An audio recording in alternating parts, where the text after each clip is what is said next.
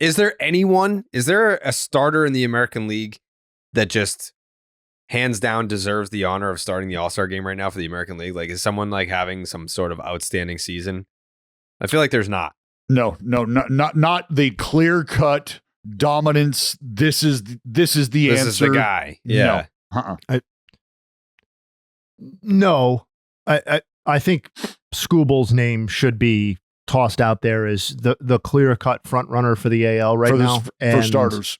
And if you're not going to go with the Mason Miller path, which I hadn't thought of, and I like where you guys are thinking on this one, because it is ultimately an entertainment event. Yeah.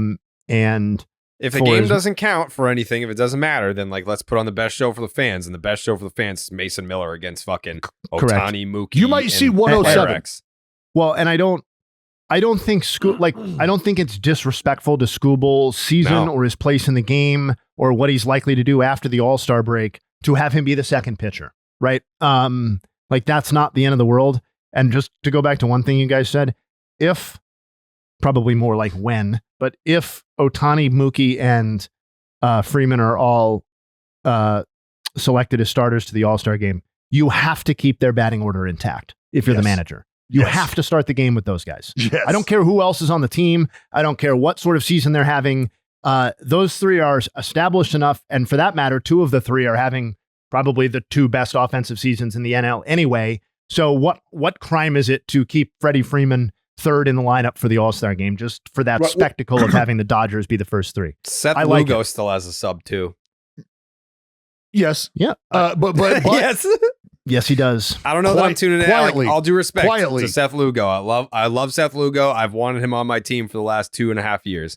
I don't know that I want him to start the All-Star game. It's a matter of who earns it, and he is in the conversation for someone who is earning it. But if it's for one inning, if you polled baseball fans, hey, who do you want to start the All-Star game? I'm pretty sure Mason Miller would have 75+% of the vote. There is nobody who is going to argue on Seth Lugo's behalf with a straight face, and probably not Mr. or Mrs. Lugo. You can throw the poll out right now. You can throw the poll out right now. Who's starting the game? Who's starting your All-Star game? If it were to be tomorrow, who's starting your All-Star game? I don't know that people have put it in their heads yet that like Mason. Has that ever happened?